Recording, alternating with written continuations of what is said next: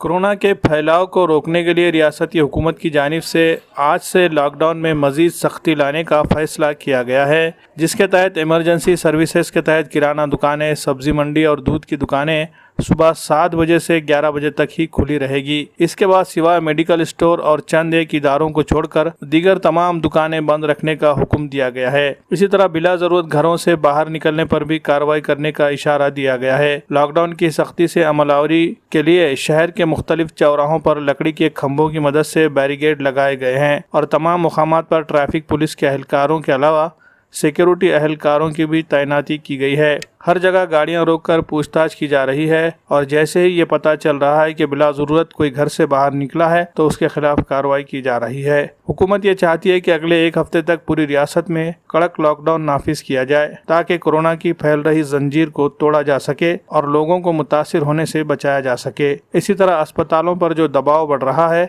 इसको भी कम किया जा सके।